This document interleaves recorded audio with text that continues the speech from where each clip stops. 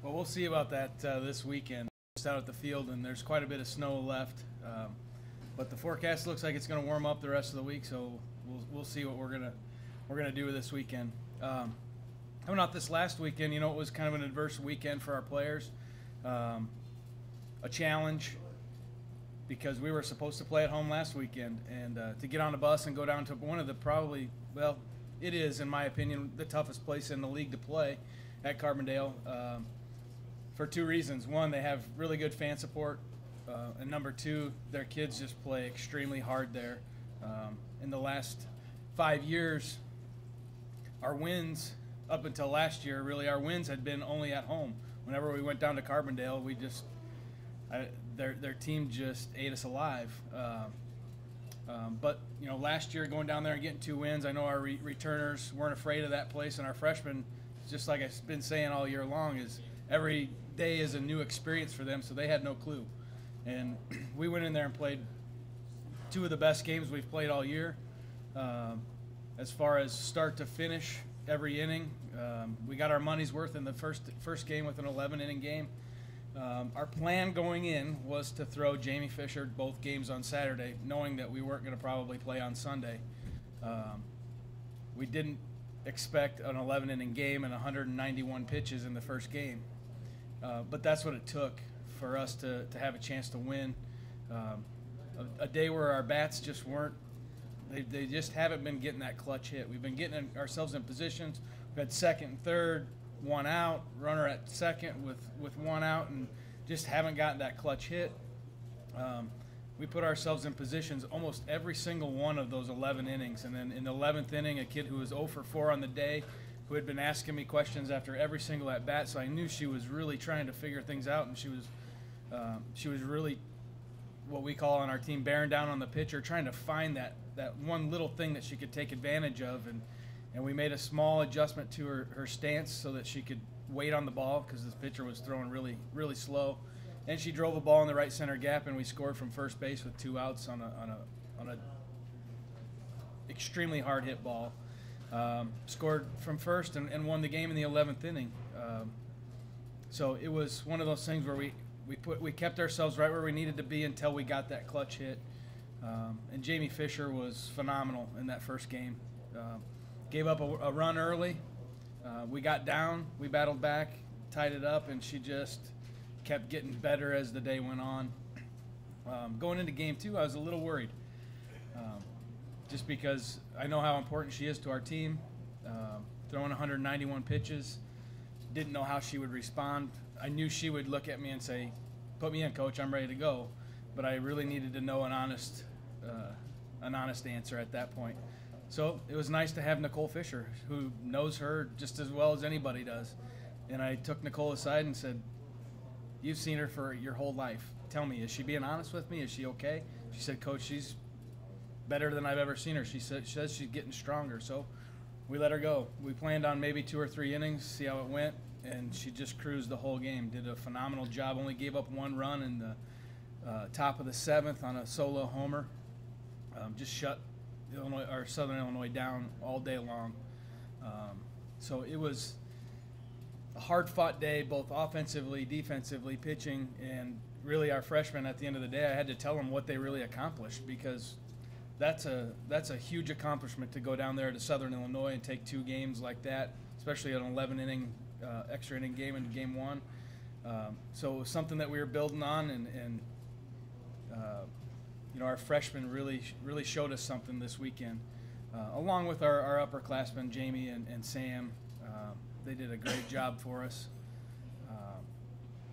Gina Brown's coming around a little bit with her bat, got a clutch hit in the first game to tie the game up, and really missed a home run by about 3 feet to center field that would have ended the game in the 8th inning.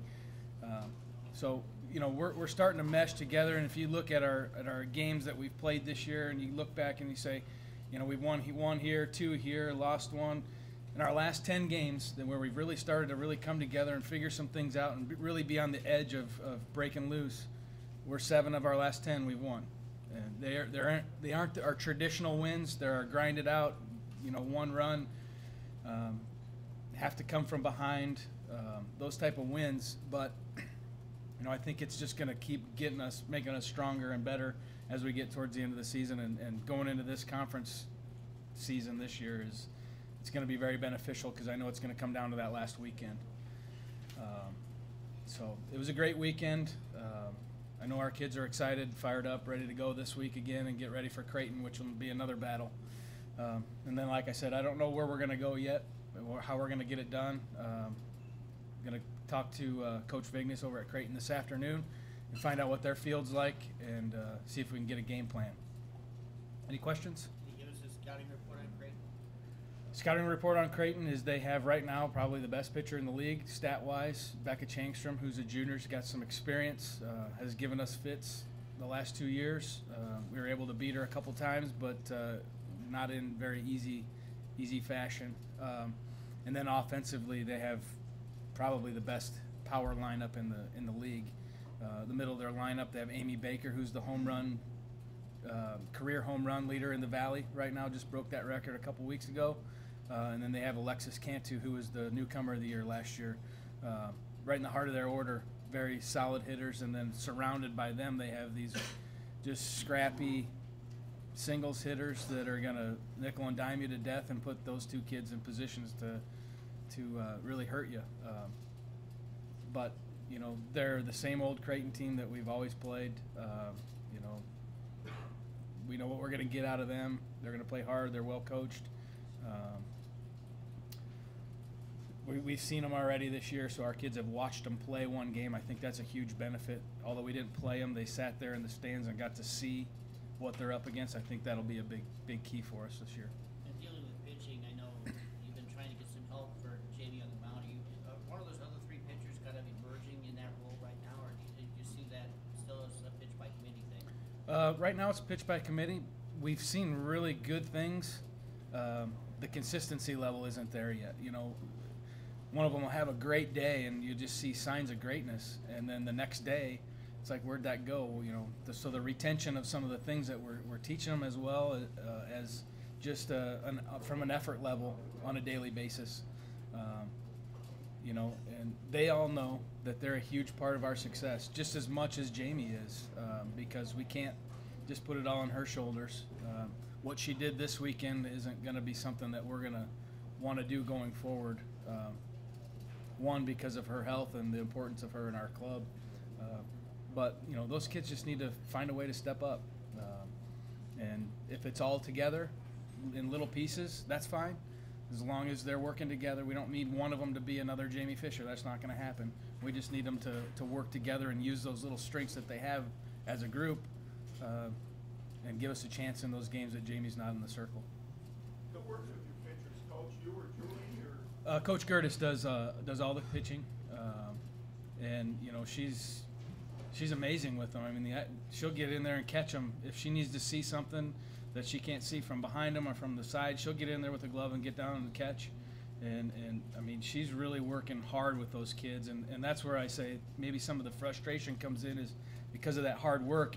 One day and you're seeing so many signs of greatness, and then the next day they show up and they're not given that same level, and it's like we got to start back over again. So, but she's done that with Jay Hutchison and Jamie Fisher and all the pitchers that have been here before. So it's not something that it's just going to happen overnight, and she knows that, and she's continuing to work with these three kids that are going to be, the future of our program as well. So. A couple of one-run wins this weekend. Was this a team with as much youth as you have that they maybe needed 20 or 25 games to learn how to deal with those situations late in those games? I'm not so sure that they needed it, but I think it's definitely helped them.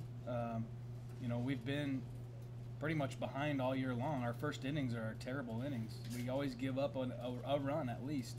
But they're now starting to figure out how to play from behind and how to not get overwhelmed and not, think that is such a tall feat to handle. They just stick with it now. Our level of consistency, emotional-wise, is so much more level than it was early. So I think that's the big key. I mean, that 11-inning game, we get that walk-off hit, and I think I showed more emotion than the rest of the group, because I knew what kind of a situation we were in, but they showed it real quick, and then they get right back to business. And when things that happen badly, you know, we made a lot of mistakes, some of the same mistakes we've been making, but they didn't get down on them like they had been. So keeping that consistent level of emotion has been one of the biggest keys, I think, to us, getting 7 out of the last 10 wins. Anyone else? Thank you.